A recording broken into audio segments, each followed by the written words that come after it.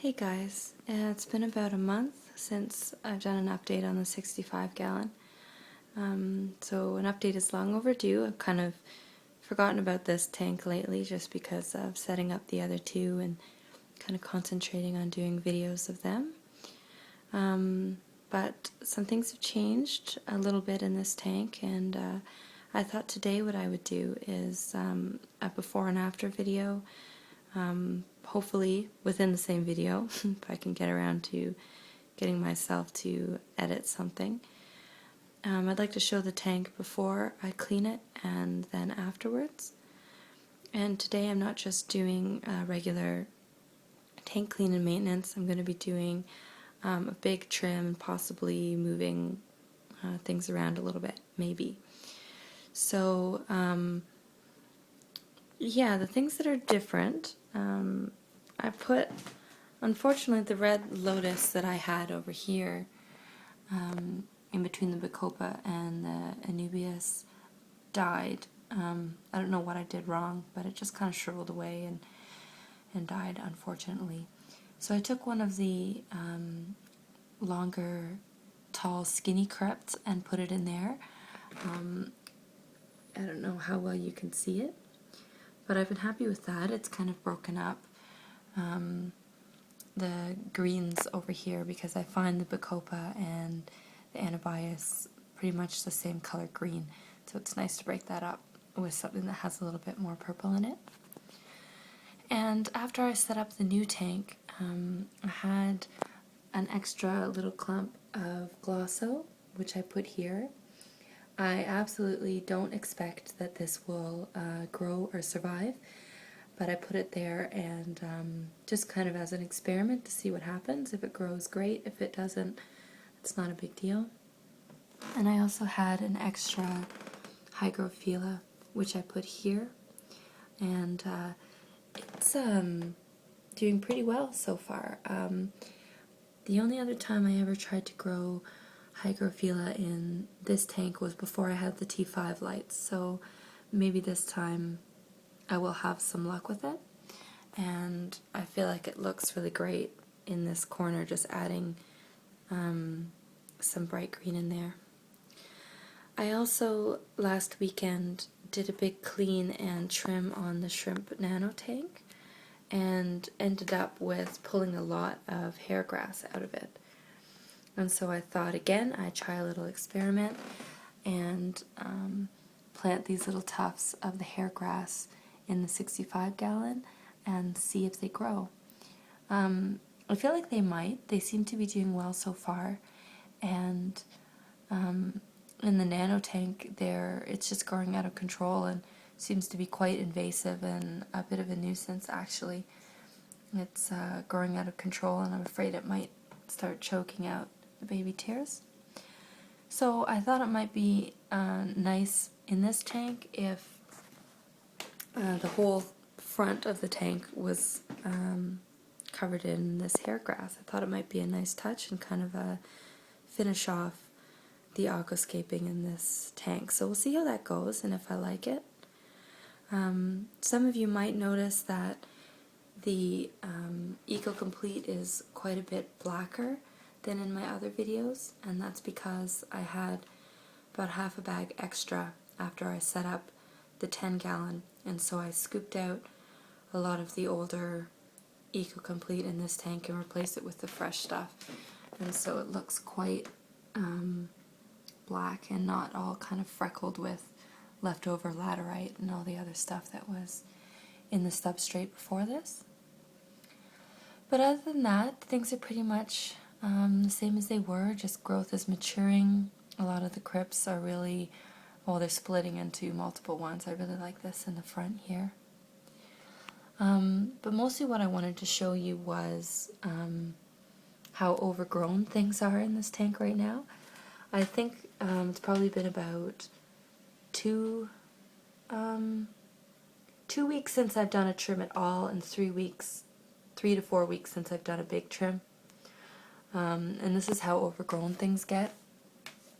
It's pretty crazy, and I do like the way it looks. I find that it casts a really nice kind of dimmer light in the tank.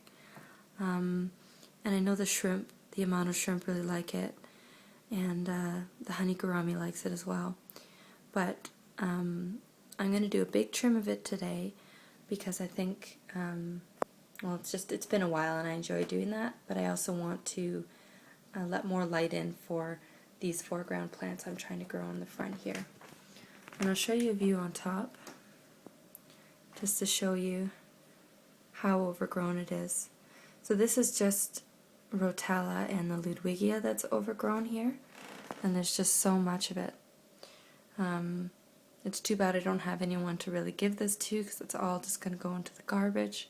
I may replant some of it, but I'm kind of running out of room in this tank to do any replanting because it's getting pretty full.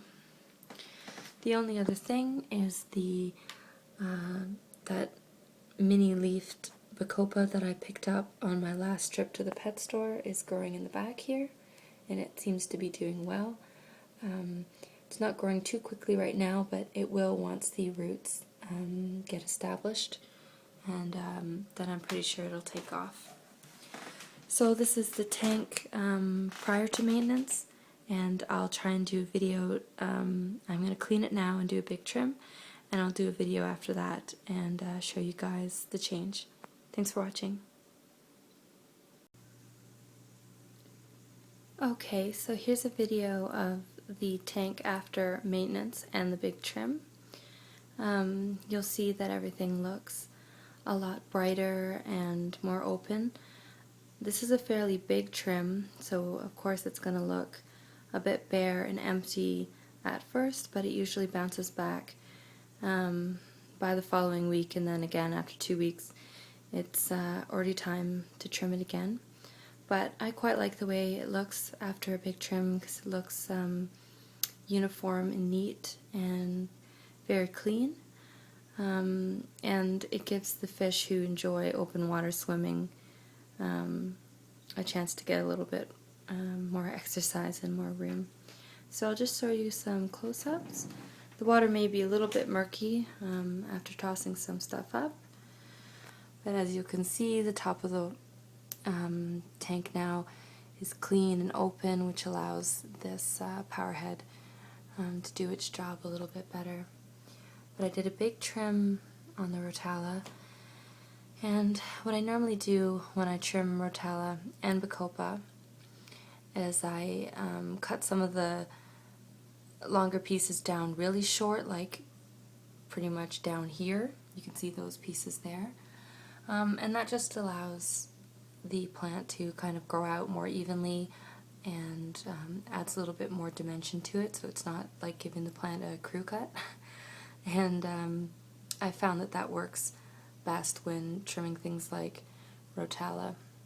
As far as the Ludwigia goes, I just hack away at that thing and it bounces back, so I just kind of took off the longer pieces and left these ones here. You'll see that down in here we've got a bunch more Ludwigia making its way up to the surface.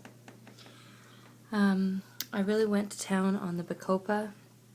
You'll see I cut a lot of the big tendrils off here, and I really cut down the stuff in the front very short. I like the way that looks because it kind of keeps the Bacopa on the side of the tank growing in tight little clumps, and you can kind of make it into a bit of a foreground plant when you do that. And here's what it looks like on the side. Everything's really bleached out because the light's getting in so much better now. But you'll see there's lots of new growth down in here with the Bacopa. I think it grows so well on this side because there's a window on the other side of this tank across the room, and it really likes natural sunlight.